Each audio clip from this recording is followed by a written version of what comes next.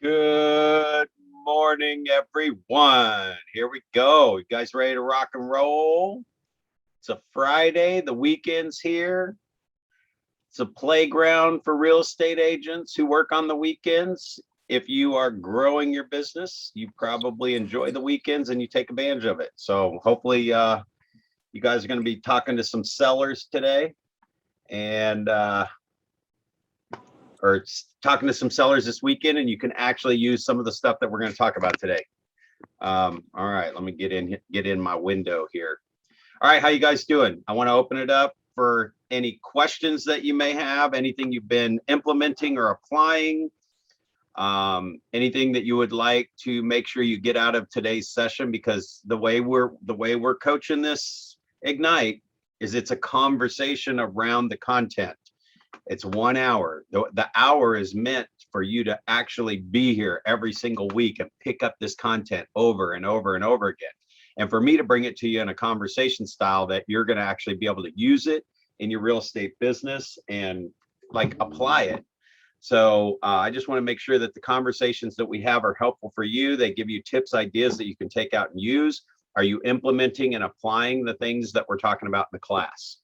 So I'm going to shut up for a second. You are free to unmute and ask any question. There are no dumb questions. There are no, well, definitely I want to know what you want to get out of today when you hear that we're talking about sellers. What do you want to make sure you walk away with today? Because today is for you. And whatever you say is probably what somebody else would like to hear too. And we got lots of monitors off and stuff, so you guys might still be in your pajamas.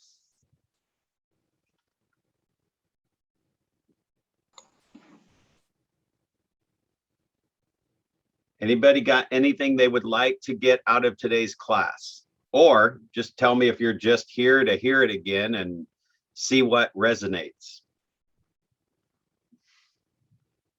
And also give me a confirmation you guys can even hear me.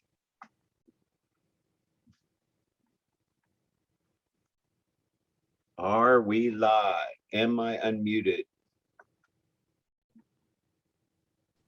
Jim, Elmer, Susie, you guys hear me okay? Michelle. Oh, yeah, I can hear you. There we go. Okay, I might have had my volume down too. I wanted to make sure I heard you guys. All right, did anybody ask a question? My volume may have been down. Okay, well, let's jump into it. Gosh, I mean, guys, sellers, this is like a huge piece of your business. And I mean, if you go to anything or you're plugging into anything since you became a real estate agent, it's the listings are the name of the game. So the fact that you guys are here for the seller content is huge. Hopefully, if you tuned in on Wednesday, I hope you guys appreciated plugging you into the masterminds. If you didn't know about them or didn't know how to get signed up for them or whatever, you're not in MAPS coaching yet, so you didn't know about it. I hope that if you tuned in, you like that, because actually the information that we shared during that hour, and I left it on for a couple hours because I was already attending anyway. I mean, the gal that the author, that is high level conversations there. And I left it on for the 3 teams that came in behind it. You had one at the top end building a big monster team. You had one right in the middle where they had it was 2 of them that had doubled their business in a year. And then you heard from one that was probably like many people on the call, you know, individual agent just starting out and was growing her business in St. Louis. So hopefully you guys enjoyed that. All right, anybody got anything they want to make sure they get out of today? We got some more people that have popped in. What do you want to make sure I cover today that's going to make this a powerful session for you and make it worth being here?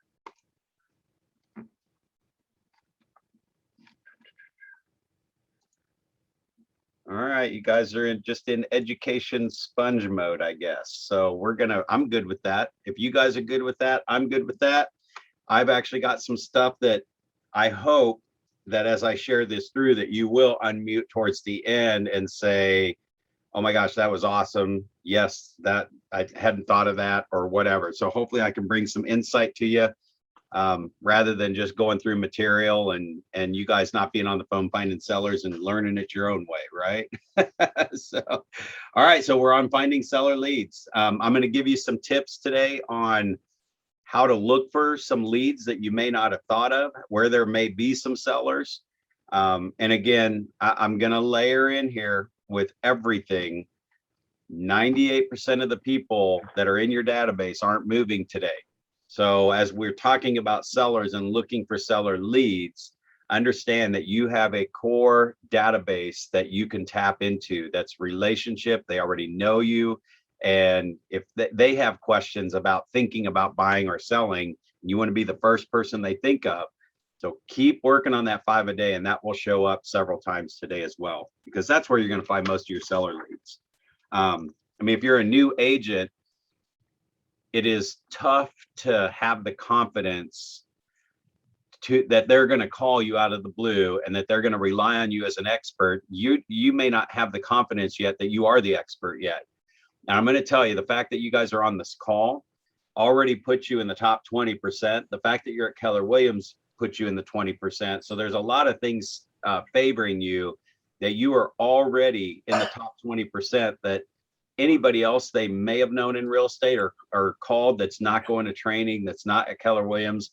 I mean, they're an 80%, they're in that 80% pool that they're just not going to get a great level of service. So whether you know that or not, just have your confidence level boosted a little bit in the fact that you are already in above average for a real estate agent by being here and being at Keller Williams. So anyway, okay. You guys can jump in anytime too. If you raise your little hand, I think there's something under your remarks or your little smiley face that you can always raise your hand. That'll pop up on my screen and I'll watch for it and try to get to you. I don't know if do we have any of our sponsors with us today before we jump into the content? I never know if they're here or not, so I want to make sure. Not hearing from anybody. Okay. Cool. So today, again, in the Spark section, we're talking about growing your business. We've got the lead generate for buyers, lead generate for sellers, buyer presentations, previewing real estate. And then in the elements, which we're going to start after Monday, we'll start that on Tuesday. We start getting into the actual running the business, marketing for the seller listing, showing the buyers houses, negotiating contracts. So that's kind of how they break all this material down. And today we're actually, if I can find my cursor here, we're focused on that lead generating for sellers. Okay, lead generating for sellers. All right, so understanding motivation. Guys, let me get back here. Got some notes on here. So whenever you're looking for sellers, actually the part I need to put in front of this is when you're talking to somebody that is thinking about selling, a lot of this stuff isn't going to matter. You're not going to, I don't need to tell you what to do. If somebody says, yeah, we're thinking about listing, you're going to say, great, we're coming over. Some of the things that you want to keep in mind when that happens, because it doesn't happen on every call. In fact, you can make 100 calls and you get to use this stuff one time, right? But when you do have that seller on the phone, you do want to understand their motivation. You want to qualify them. Well, let me just say what they are. You want to qualify them. You want to pre-qualify the sellers. You want to pre-list. You want that pre-list questionnaire and presentation. So the thing that you have to keep in mind with the seller, especially if you're new, is that you are the person, you are the pilot. You're the pilot that flies the plane, right? You are the NFL coach. We'll just say Andy Reid for right now with the Kansas City Chiefs, right? Oh, I better not pick on you guys on that. I mean, New York, I know. Whoever your team is, you're the NFL coach. And the clients that are hiring you, the sellers that are talking to you, are the couch coaches. They're the ones sitting in the living room watching the football game, calling every play that you should have done. And you should have done this. And why'd you throw an interception?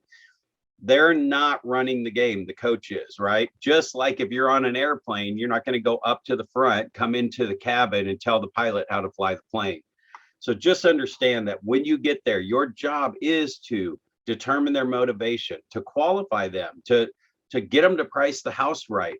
It's not an argument. I mean, you're working together as a team, but they need to understand that you're directing them based on the information that we're giving them. And I believe we talk about some CMAs, determining values, some of that stuff in some of the upcoming classes. Today, we're just talking about where to find those sellers. So I've got a 10-minute CMA, how to do an accurate 10-minute CMA. That will be one that we cover. The one that we're going to talk about today is the seller intake sheet. So on your do not call list, I mean, if you guys are calling for sale by owners, expireds, all that stuff, apparently this is becoming a bigger issue. So they keep putting this slide in here for a reason, that just make sure that you are not calling people from the do not call list. And if you don't know how to find that for your particular area, just ask one of your leadership in the office, your team leader, your productivity coach, whatever. But what I wanted to talk a little bit about there is just remember to keep working your database. Guys, your database in the 5 a day, and if you're taking your list off Facebook and you're taking your list off your cell phone, your contacts on your cell phone, and you're making a master list, and then you're going in to see if you have their phone number, see if you can find their address and fill that into your master list, then feed that master list. If you have the address and the phone number, literally pick up the phone, call them, touch base, how you doing? And as we're talking about finding sellers, honestly, you don't need to make this first call about real estate. Just connect with them. These are people who know you, right? And when you get them into your database or command, if that's what you're putting them in, and you can start that 8x8 smart plan, it's going to remind you to stay in touch with them. And 98% of the people you do that with, calling your list of people, aren't moving right now. 98 to 99% of them aren't moving right now. 1% are. However, when you are calling sellers, you're adding them to the database as well. And we're going to talk a little bit about what plans you put them on or how you follow up with them and things like that.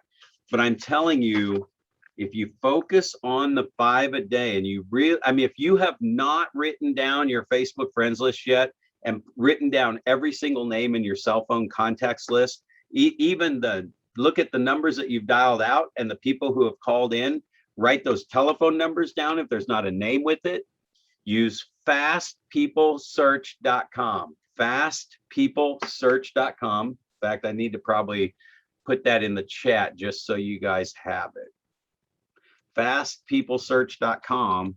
Somebody else already is using it in the class and said, oh my gosh, this thing found everyone that I was looking for, or almost every single person. Fastpeoplesearch.com. So if you're going through your phone and you're writing down the phone number because there's not a name, then you can use fastpeoplesearch.com, see if somebody owns that phone number, get their name in your list. Then you can go back into the tax records and see if they own a property. Sometimes they'll even give you their address right there in fastpeoplesearch.com. And then I go back to my MLS and I type in the tax record for that address. And then I pull up that address to see if they're listed as the owner. If all that happens, that is a potential seller. May not be a seller today, might be a seller next month, might be a seller in 6 months, might be a seller in 3 years, but it's going to be a seller in the next 5 to 10 years if the average person is moving every 5 to 10 years. So your pipeline, when you do this every single day and you connect with these people, you're actually finding sellers by going through your list, right? Okay, so, but if you're looking for, after you do that, when you do your 5 a day, then you do need to get some business, right? So you're obviously your database is one of them, but your daily 10-4, it's finding 10 properties, calling 10 for sale by owners, and trying to book 4 appointments, right? Let's see if I had any notes on here on this.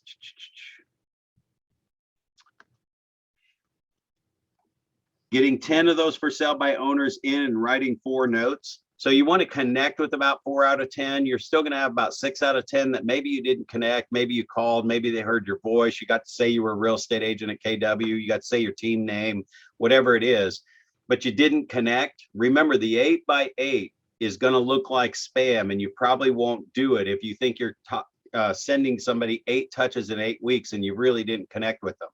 Those people go on a what? If they haven't met, they're going to go on a 12 touch plan, right? Anybody on your targeted group. So, come on, camera, focus, focus. Oh, it doesn't work when I've got the blurry background. I need to turn that off next time.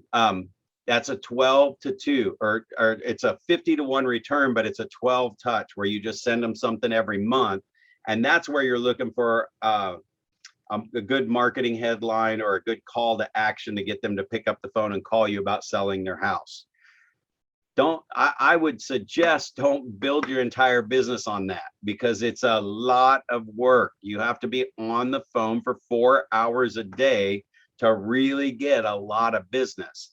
And if you're just spot doing it, one day you do it for an hour and then you don't do it for a couple days, and the next day you get excited and you do it for a couple hours and you don't do it for a couple more days.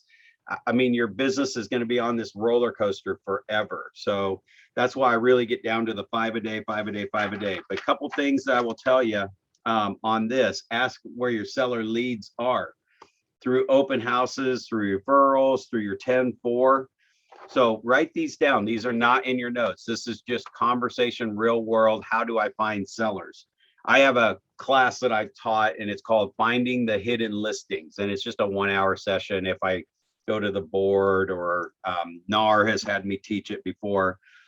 But if you want to take over 100% of a neighborhood, like if you got a particular neighborhood that you're farming or that you're circle prospecting around, you guys can actually take over 100% of that neighborhood. And I say that because as you hear about farming and market share and getting into a neighborhood, getting your foot in the door, you'll hear people talk about getting 10%, 20% market share. And even like in your market centers, if you get any of your market center financials, you're hearing how you're 18% of the market share or something like that. You usually don't hear of many people that are 70 or 80% market share.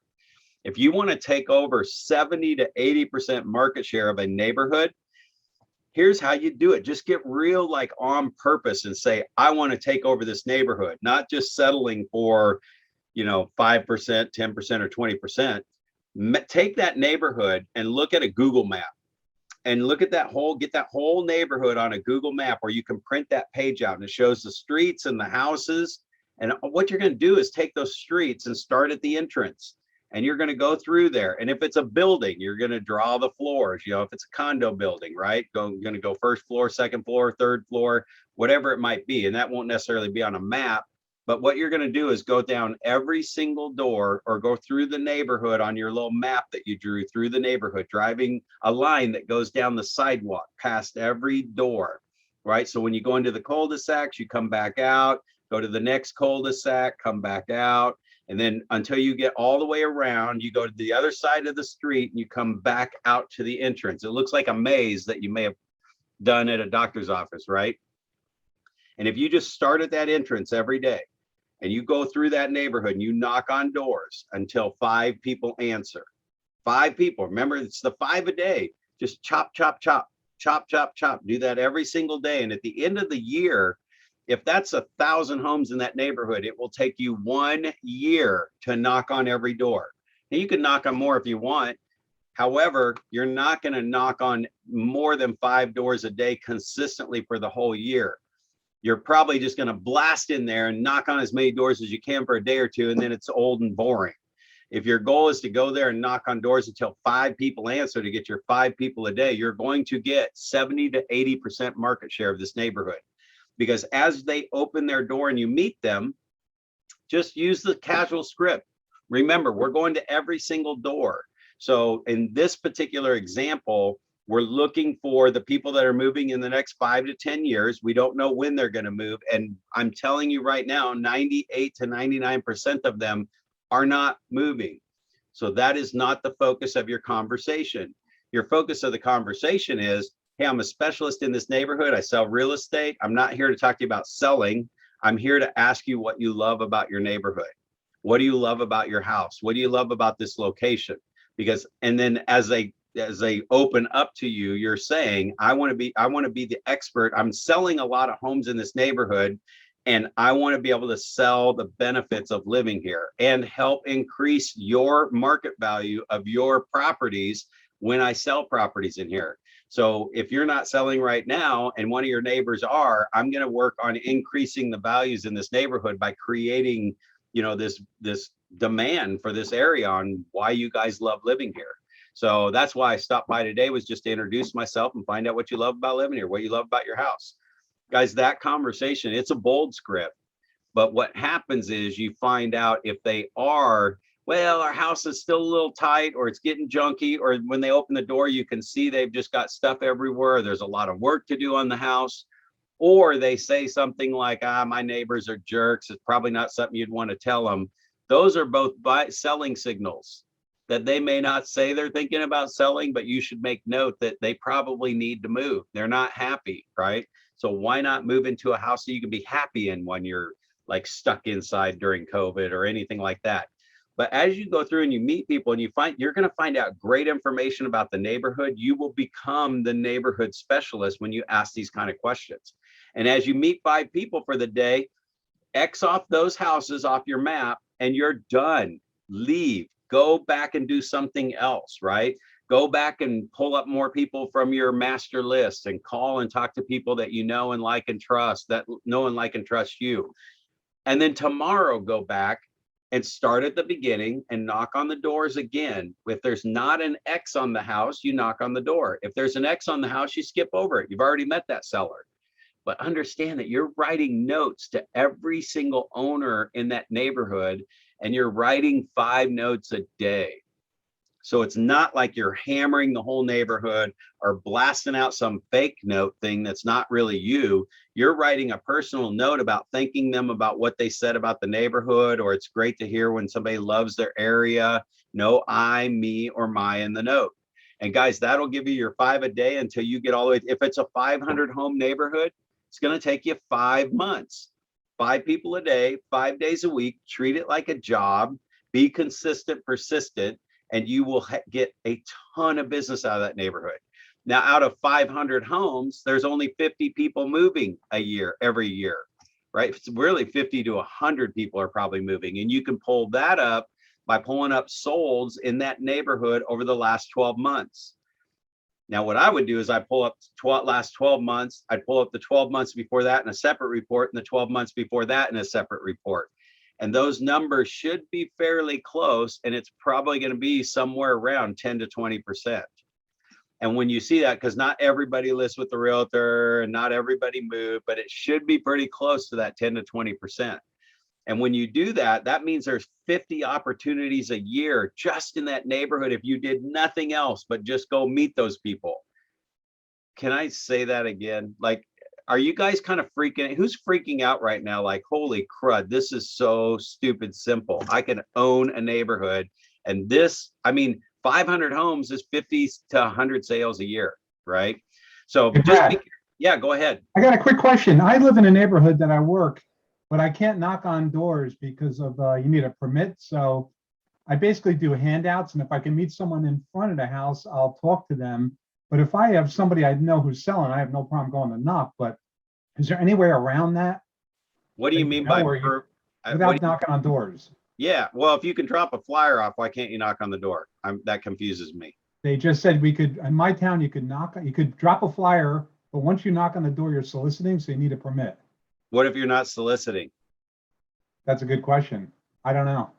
They said Yeah, once you ring the doorbell, soliciting, it's all over. hey, if you're a neighbor, needs a cup of sugar. Yeah, I get it. Yeah. So you bring up a good point, though.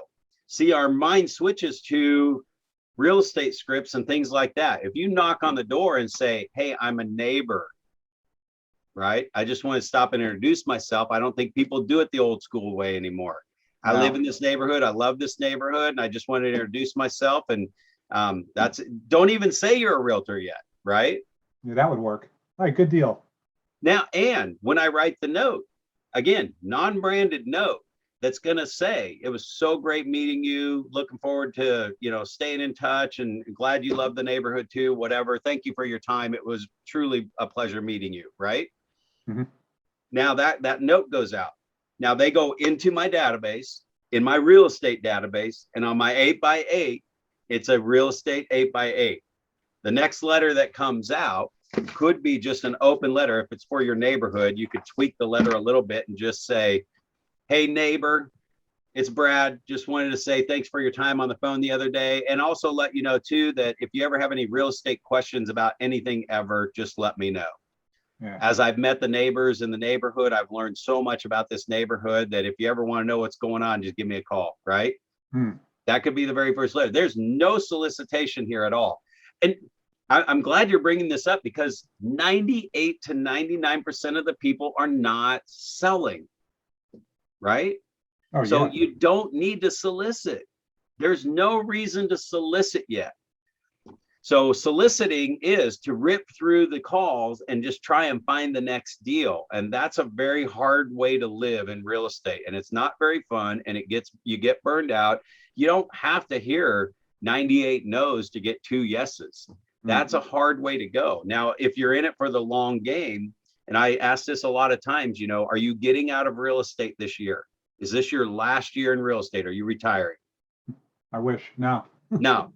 Do you think there's a chance you might still be selling in about 5 years? Oh, yeah, absolutely. Okay, maybe even 10? Yes, 10. Chill. You've got all the time in the world to meet all these people and now collect those names and numbers, knowing that they're not moving now, but they're going to move in that next 5 to 10 years that you're planning on being here. Your phone starts ringing. They're calling you because they're getting stuff. You're not ever soliciting. You're not ever hammering them about selling. You just know they're going to sell someday, and you want to be in front of them so they think of you. Does that make sense? Absolutely. Thanks. Gosh, guys, I mean, seriously, this is so incredible that question came up, because once you grasp that, I'm telling you, we're having a master list 5 a day, call my friends conversation on everything we talk about. These things are just to help you when that seller comes up, how to market the listings, how to do all this stuff. And it's hard to break that neuron that, you know, I've got to go find sales, go find sales, go find sales. In the bullseye, it's the outer ring is a 50 to 1 return. So it's just like, oh, it's a grindstone. And it doesn't mean you don't do it. Here's the other part. When you are knocking on those doors and you're meeting the people, if they are thinking about selling, we're getting out of this neighborhood, I mean, that's when you can say, oh, well, okay, now I can either say something then, because now they're not going to turn me in. They're already having a 2-way conversation with me.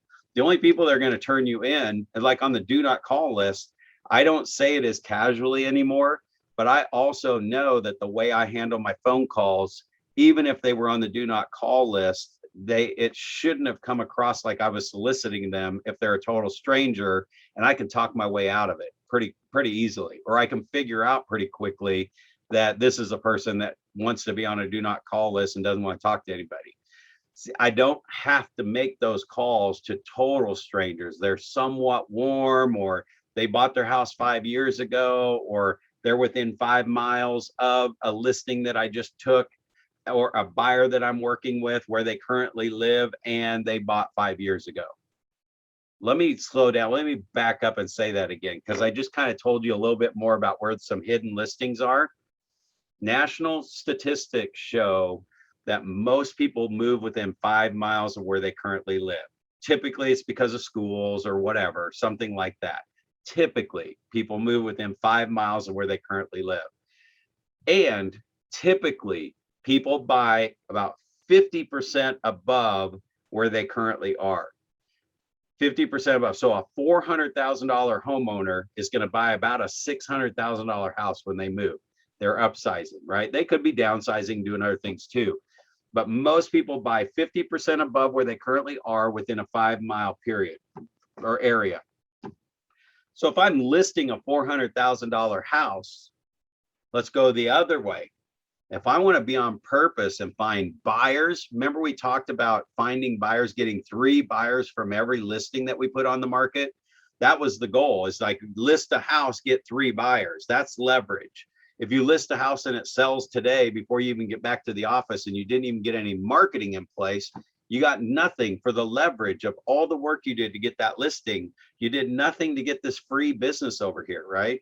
So if I want to be on purpose about marketing for buyers and I'm listing a $400,000 house and people move up 50% from where they currently are, that means that a $300,000 homeowner is probably moving up to a $450,000 house, right?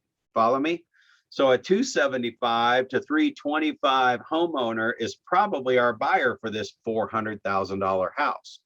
And if I search for 275, even just 250 to 350 buyers or homes that are in that 250 to 350 range within a 5-mile radius of my new listing that's coming on the market, and I can market directly to them, they're most likely a buyer for this house.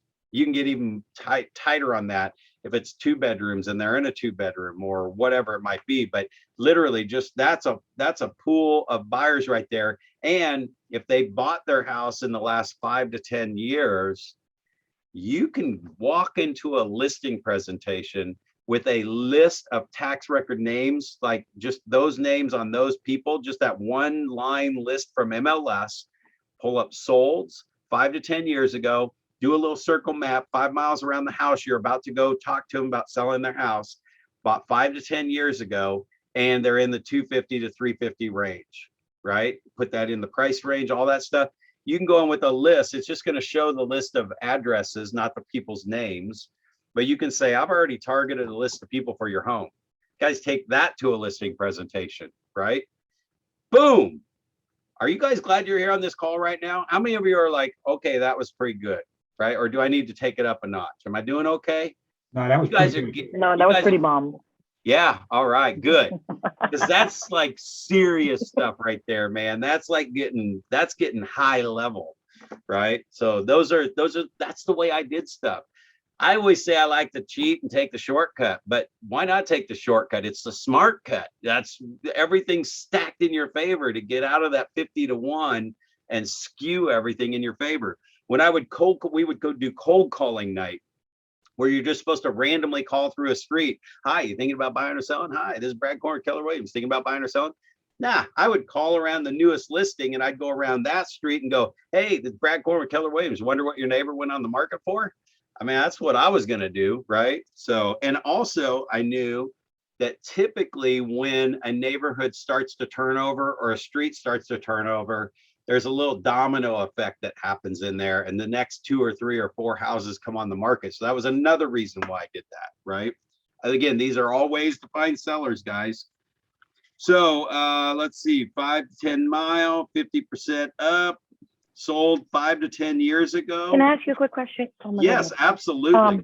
It's kind of like in reference to this, but kind of not really.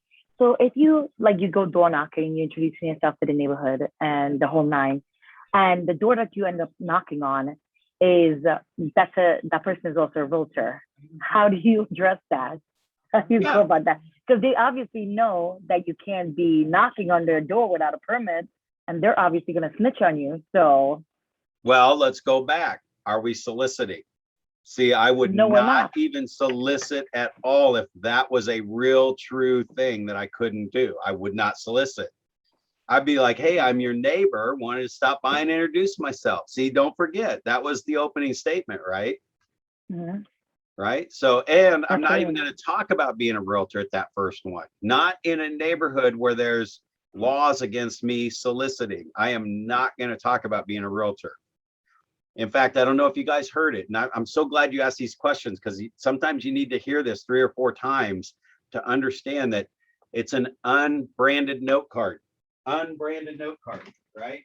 I write my, I like the note card cafe. I got to turn this blurry thing off. Let me just turn that off.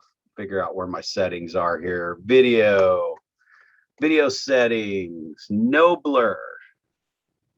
Backgrounds and filters, none. There we go. All right. So this is just doors. Blank inside, no branding. It's my very first note card that I send out to somebody. I write notes every single day. The next batch is going out from this morning's mail, right? So I do what I say I do. but this is non-branded. And I write the note without the words I, me, or my in it. And I don't put PS call me about real estate. It just says Brad Korn. So it is going to be so glad you answered the door. It's always great to meet neighbors. Love the fact that you love the neighborhood, and that probably, shows why this neighborhood is as awesome as it is, because you live there too, right? So it's a pleasure meeting you. So you may not even get into the realtor conversation, but if it does come up and they're, oh, I'm a real estate agent here in the neighborhood, it's like, oh, great, I'm a realtor too. That's nice to meet you. Hopefully we get to co-op on some deals or something. Do you have any current listings anywhere around the area? Now you're not soliciting again. You see what I'm saying? You're just, and when that comes up, it's not solicitation. Now, if you need to turn on your phone and record yourself right then so they don't try and say you were, but that's probably not going to happen. Second thing, if I was really concerned about that, I'm pulling the whole neighborhood and I'm pulling up the tax records. And I mean, on my map on each house, I'm putting the owner's names. That's just what I would do. In fact, I don't know if I can show it to you. If you can see it over here, do you see that little lake thing on my wall? That is a Google map of every house in the lake community where I live. And I took it to Office Depot and blew it up to the big wall poster. And as I'm meeting the people that live here, I'm writing their names in the house so I can remember who they are, that we met. They go in the database, they get a handwritten note. So it's just slowly just chop, chop, chop, chop, chop, taking over this neighborhood. And it's a lake community here. So a lot of times these houses are even under the radar. People don't even know they're coming on the market. They sell them under the neighbor, or like the realtors that are all in the neighborhood. So I also know on that map who's all a realtor, because there's over a dozen realtors here. And they all do things off MLS, and they toss it around from one neighbor to the next and all that other stuff. So I have to be very strategic how I take over this neighborhood. In fact, I don't even wake up every day worrying about it. I'm just going to naturally take it over because I'm not going anywhere, and I'm going to be here for the next 5 to 10 years anyway. So I'm going to own it anyway, right? But I'm just taking them out one neighbor at a time. So just remember that if that's on purpose, then I'm probably going to go through the tax records names, right? And just go against your MLS roster, make sure you take the realtors' houses off.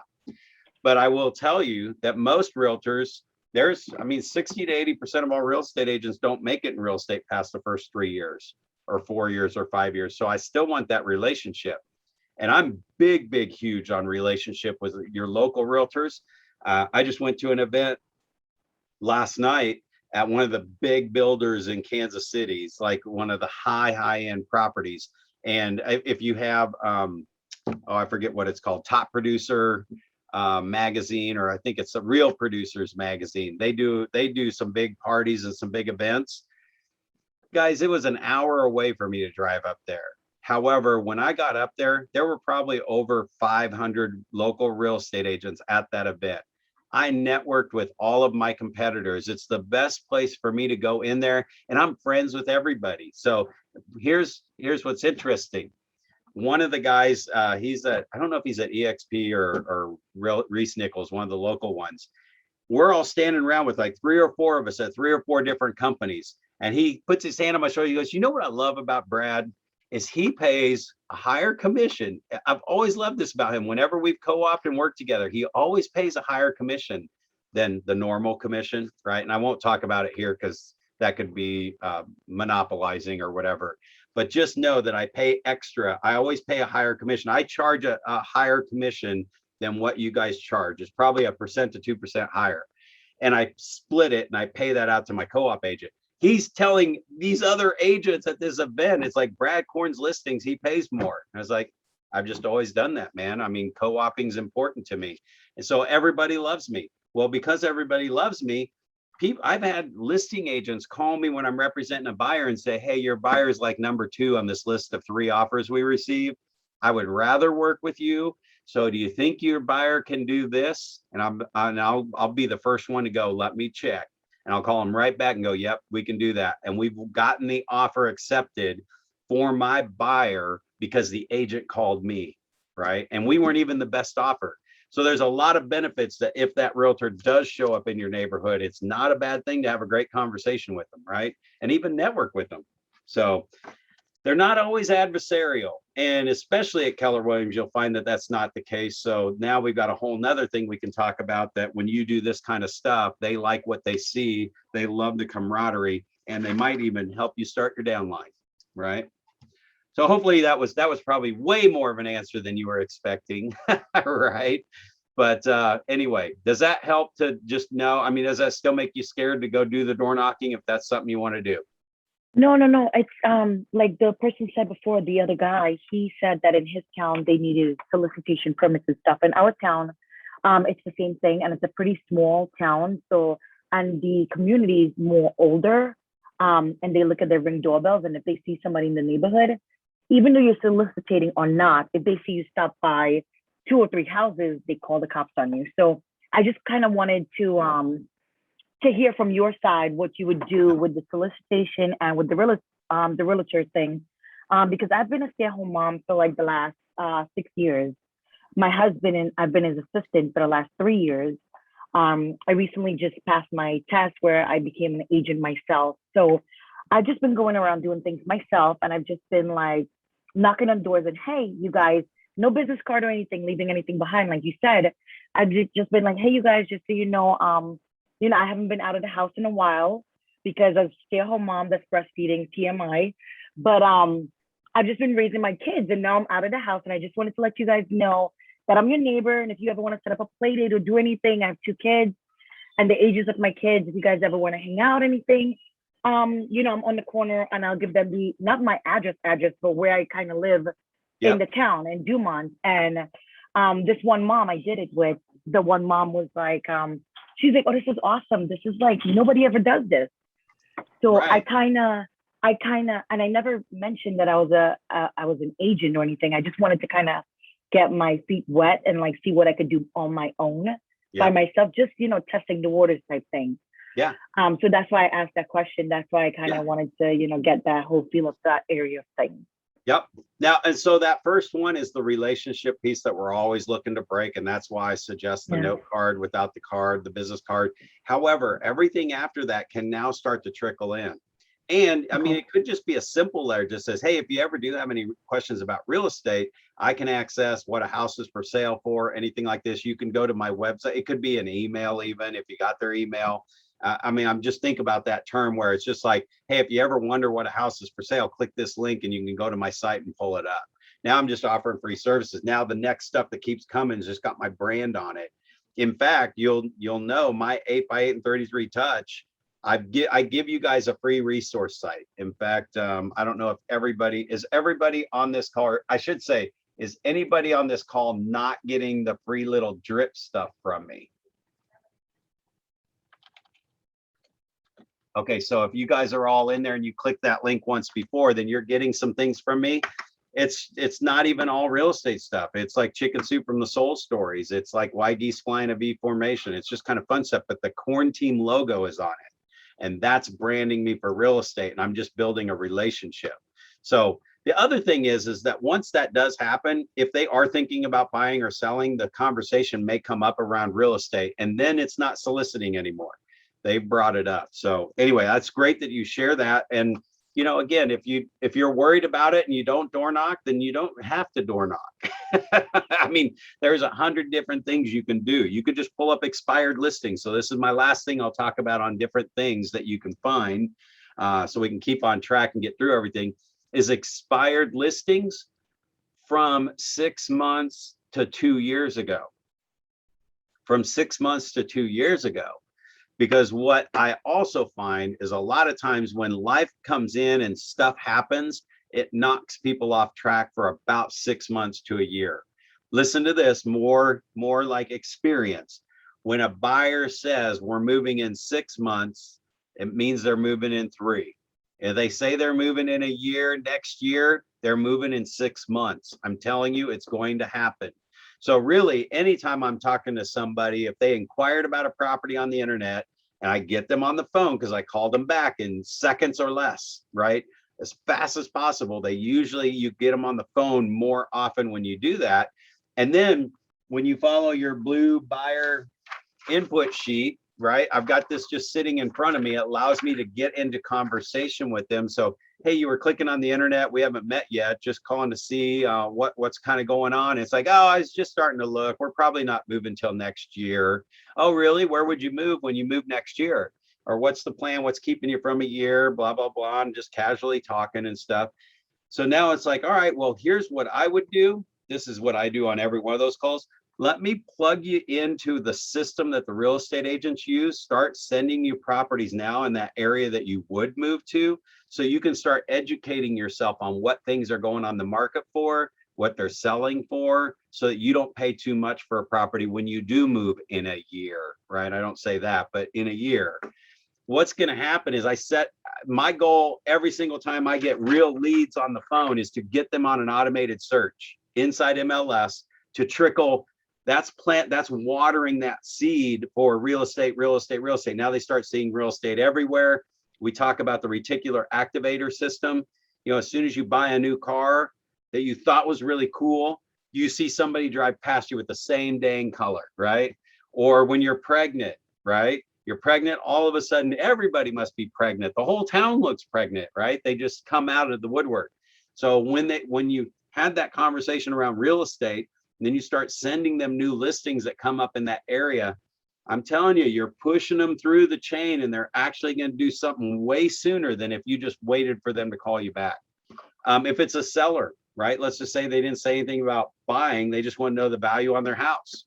I put them in the MLS on a save search to send them any listing in their neighborhood that comes on the market, so that now they become the neighborhood specialist. Well, as an owner who's thinking about selling, even if you're waiting for retirement in a couple of years, here's what I'd like to do for you. This is free, no charge. I'm going to keep you up to date on what's selling in the neighborhood, what they're selling for, so that you know as a homeowner for that neighborhood what the values of the houses are. I mean, you could see that being of good value, wouldn't it? I mean, however you want to ask the question. That'd be kind of good to know, don't you think, as a homeowner? And they're going to be like, yeah, well, what you just said was you gave me permission to put you on an automatic drip plan for your neighborhood in MLS. And that's dripping. Now, I still got my other plan running behind it, but that's watering the real estate stuff. And it's real properties, real listings. I'm telling you guys, those are the exact same people that are going to call you probably a month later and go, we got that listing. They're wanting $650,000 for that thing. If they get $650,000, we might sell tomorrow. Buying signal, or selling signal, I should say, right?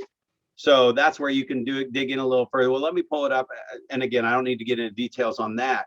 But do you guys see how just these things, getting them plugged in and keeping them on a plan so that you're staying in touch with them from the first time you meet them for the next 10 years, you're going to get their business. You're going to be their go-to person. It doesn't matter who they might meet or bump into. You're the go-to person over time. So good stuff. All right. So one of the things here is open houses. In your action guide, workbook, whatever, you've got some of the open house checklist, right? So they've got just basically this whole checklist of things that you can go through before you do an open house. I use this as an example because open houses are one of those things that I see a lot of agents just decide to do it on Saturday. So they throw their signs up on Sunday and go do an open house. Man, have a week in advance plan to, if you can put signs up, put them up a week in advance. If you can put 10 signs up, put 10 signs from everywhere around.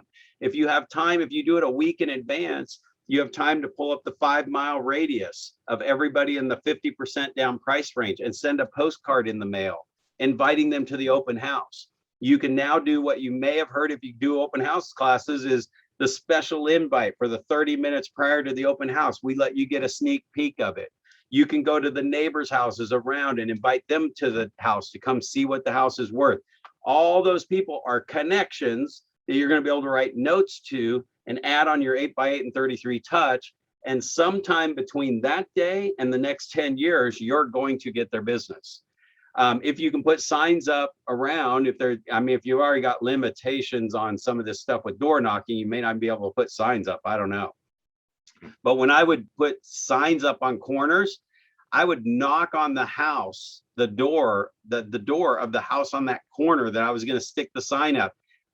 Who cares if it's city property, right? Those people that live on the corner, people come in there and shove signs in their yard all the time, and they just go out there and rip them out, and it's just stupid. So I knock on the door and I say, hey, most people, this may be weird. A lot of people probably don't do this, but you're on the corner lot and I'm holding an open house. I wanted to ask permission if I could put a sign up there just for the next 5 days till the open house, or 6 days, whatever day. We usually go out on Monday or Tuesday and put up our signs for the Sunday open house.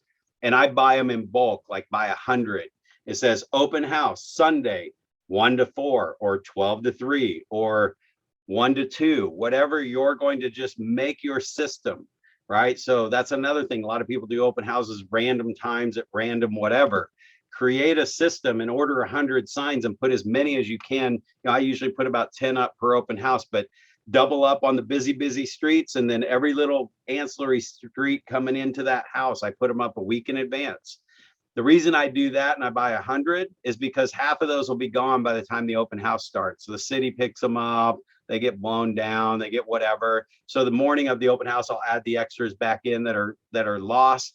And because I bought them in bulk for 100, I found the cheapest ones I could find, 2 color. They were around $4 a sign with the stakes. So really, I've got maybe $400 invested in signs. They'll last about 6 months before I run out, and then I just buy another batch. So again, I keep my dollars down. Don't just go buy crazy signs. Don't buy super nice signs. Don't do all metal. Find the cheapest ones because I know I'm going to lose those. But open houses are another great way to find a listing. So here's another national statistic. I think I heard 76% of all, or 73% of all buyers are sellers. And we actually talked about that in the last weeks when we talked about buyers. So there's actually potential for sellers when they're starting the buying process. I've also said this before, internet leads. When your internet leads come in, I've always said, go to the old internet list, the ones from 6 months to a year ago, because most internet leads, if you're getting a buyer lead off the internet and you're setting up a buyer search, the reason why I say three out of 4 probably own a home is they're just starting the buying process. They haven't even found anything they're looking for. They haven't even gotten their house ready to sell yet. When they're coming in from the internet, you're catching them before they've told the rest of the world they're a buyer. Now, you might catch somebody in between that's been searching for a while, but you do know that if they've been searching for a while, they've already had a bunch of realtors contact them, and or they're already scooped off the market by the really good buyers, the good agents that got them converted and got them to come in and meet, and now has a buyer agency with them. So if you're getting an internet lead, they're probably just starting the process, and they're probably at least 3 months away from even being a semi-serious buyer. That's actually, it may take them 3 months just to go get the pre-approval started because they're really not at that stage yet. They're just starting the inquiry process. So if you can get them on the phone, get their information, and not be a pushy salesperson, but be informative about, hey, I want to help educate you on what's coming on the market so that when you are ready, you're going to know this market better than most real estate agents. That's actually a script I say. You know, my intention is that you will know the market better than most real estate agents. See, I'm also subliminally saying you don't want to use just any old real estate agent because we're not equal, right? And most agents don't know what's really going on in the market. They only sell 1 or 2 houses a month. And if they were to actually say, well, what do you mean by that? It's like, well, most agents sell 1 house a month or 1 house every 2 months. The national average says it's 4 houses a year. 4 houses a year. I mean, they can't really get good at representing people selling 4 houses a year. So anyway, if you're that person, don't worry. It's not, I mean, you got to start somewhere. Just get out of that fast and get your master list going, make your notes. If you write 5 notes a day, every day, 5 days a week for the next 12 months, you will have 1,200 people in your database. You will not be closing 4 deals.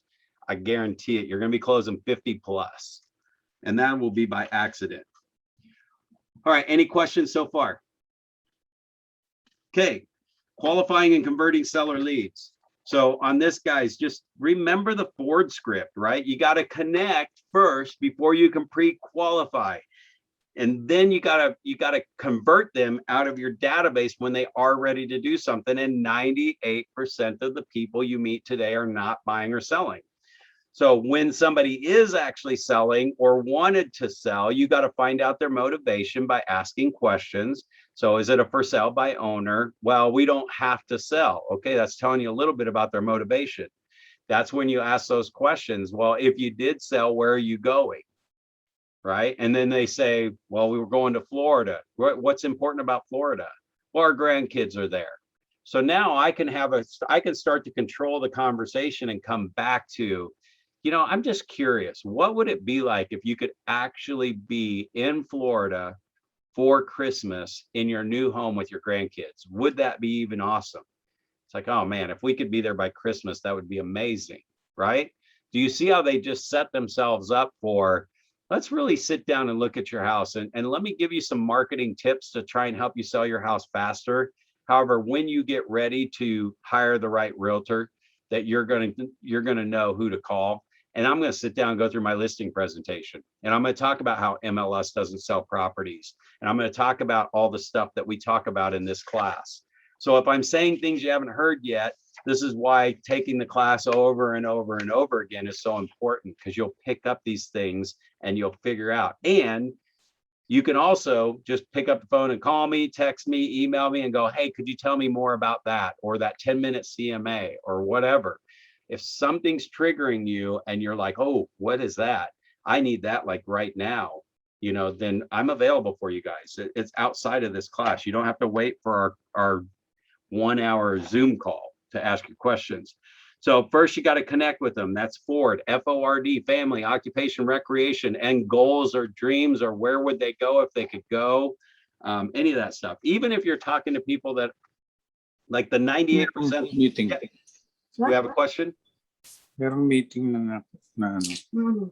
Oh, okay, we just got some background. That's all right, guys. Let me take care of that. Nope, we're good now.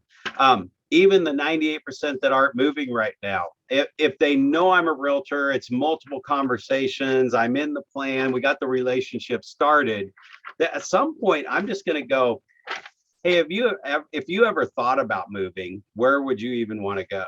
I mean, I'm going to start that conversation somewhere along the way when I feel comfortable doing it, not as a pushy salesperson looking for another listing. But it's like, I just realized we've known each other for a while now, and I've never even asked you, if you were to move, where would you even move to? Right? And that just starts the conversation. I don't care what they answer or what, if they say they're going to stay there and die. Okay. I mean, that's good to know, right? I need to know their motivation and their pre-qualifying. Here's one of the things, if they're thinking about selling or would possibly consider it. Here's a great script. Tell you what, let's just get together and let's look at how to take advantage of the current market conditions. We'll look and see what that looks like, how you could take advantage of the current market conditions and what you would be able to expect to get. And it doesn't matter if you're buying or selling now or not. As a homeowner, can you see how it'd be a benefit to know that? That's another great script. Can you see how it would be a benefit? When I'm getting buyer agency signed, we talked about this on Monday. Can you see how it'd be a benefit to have somebody looking out for your best interest? And when that buyer says, well, yeah, that all makes sense. After I gave them my buyer consultation, say, great, this form allows me to do that. And it's the buyer consultation and they sign it. Okay, yeah, that makes sense. They just confirmed, right? So can you see how that would be a benefit? If you could move, where would you go? And then it allows me to have that conversation too, whether they're listing now or not. I get to talk about now, just educating you on how the process works. MLS does not sell properties. All it does is make the information about your home available, and it looks like everything else that's available. It's a MLS form with data in it, right? So every time there's some data that's not filled in and somebody's searching for something in that field, you're not going to come up in the search. So MLS doesn't really sell properties. It just, what we do is we give people a reason to sit down and pull your property up and set up a showing, right? Now, think about that. It's what I just said. I get more exposure by filling everything in. Also, if I'm marketing, if I'm listing a house at the $400,000 price range, this isn't about finding a listing. This is about finding buyers for your listing, whether you're co-oping or not. But think about all the other agents that have $400,000 listings within a 5-mile radius. And if it's same neighborhood and same area, they're probably somewhat similar in price, and or other agents that have houses listed at 50% below yours. And you're marketing to that agent directly, because we already know that 98 to 99% of the leads they get on their house and that come through their open house are not going to buy their open house. So if you're marketing to that agent, you're attracting 98% of the market to your listing, giving them a reason to pull your house up out of the MLS, Mr. and Mrs. Seller, because we market to the other agents knowing that, and I would have already had the open house conversation where I said less than 1% of homes sell at an open house. In fact, Mr. and Mrs. Seller, I personally have sold 2,500 homes in my career, and I've sold one house out of thousands of open houses. I've only sold one house at the actual open house I was sitting in, and thousands of open houses. Now, I've sold hundreds of homes because I did the open house, right? So I market to the other realtors knowing that they've got the same exact statistics, because if anybody else would have figured out how to close everything at an open house, I would have already done it. Again, I hope you guys are listening to this, and go back and play this video again. Go back and watch this again, because there's a lot of stuff happening right there. I am totally taking my competition out of the equation when they say, oh, we do open houses every weekend. I already told them how open houses are stupid for them to go find something to do for 4 hours. Now, I'm not going to play that card that hard if I want to do open houses, because that we've got an open house follow-up system, and or I've got team members that have those hours and they want to put in and they want to meet the buyers, because those are free buyers. If I did open houses every single Sunday, I would have twice as much business, right? So, but because my database is working well and the phone rings, I'm not at the need to give up my Sunday for that. But if somebody is, the more open houses you do, it's free, right? A couple hours is what you got invested. So we market to them and we draw them to your house. Okay, and then the last thing we're going to talk about is really just grouping your people into categories. And here's your homework assignment. If you were to look at when you're qualifying, A is they want to sell today, B, they want to sell in the next week or two or month, and C, they're really not selling right now, or maybe in the next 6 months or something, 3 months, whatever. What's your follow-up plan? What's the ideal perfect follow-up plan look like? And I want you to write it out on paper. Somebody wants to sell now. What do you think the perfect way to stay in touch with that person? How are you going to be in front of them until they're on the market and live? Somebody who's going to sell in the next 60 days. What's that look like for the next 60 days? How many times do you call? How many times do you find them on social media? Do you set them up on an MLS search? Do you drop them a postcard in the mail? Do you print off a CMA and drop it in the mail? Do you send them a link to something in command? Whatever that might be, start writing out all the touches that you would do over that time frame, and that is going to be your action plan. And then you can, if they're an A, a B, or a C, depends if you put them on the aggressive plan, the mediocre plan, or the cultivate plan. And the cultivate plan, if they're 61 days or more out, maybe you're calling them once every 2 weeks. If they're 60 days out, you're probably calling them every week. If they're ready to sell, you're probably calling them every 3 days. And then what goes in between that to help them get ready for the house and get it ready for staging. And really, the content you send them is probably the same. It's the speed of the process in which you send it, how to stage your home, what you do with all the extra stuff, things like that. So think about that when you're putting your people in there. So again, in this 1 hour, we're really not doing the real play stuff. We're not like getting together, practicing scripts. So I hope you guys are doing that stuff in the office, qualifying, going through your qualifying scripts. I also hope you're hearing that it's not so critical that you memorize these scripts if you're working your 5 a day, your master list, and you're just working every day to just have conversations, because real estate will come up. Now, if you're truly like, I've got to get a listing tomorrow, and you're actually calling for 4 hours a day, then get out your script book. There's 2 script books that are in the resource center for the Spark section and the Element section, and you should be pulling out scripts over there, and you should have a script partner and working on that every day. Last thing that I was talking about was just that incoming sheet, Yeller for seller. I have that in here. That there's an incoming sheet. I will tell you, there's 2 of them. The one that I use is when I've got somebody that I'm talking to. I don't care if they're buying or selling right now or not. Everybody goes on this sheet if they own their house and we somehow started talking about selling. It's got their when I first talked to them, all their personal information, a little bit about their house, whatever. This is the same questionnaire that's in your book that you can download in your handout for this class. And these are really directed around those people that are absolutely selling right now.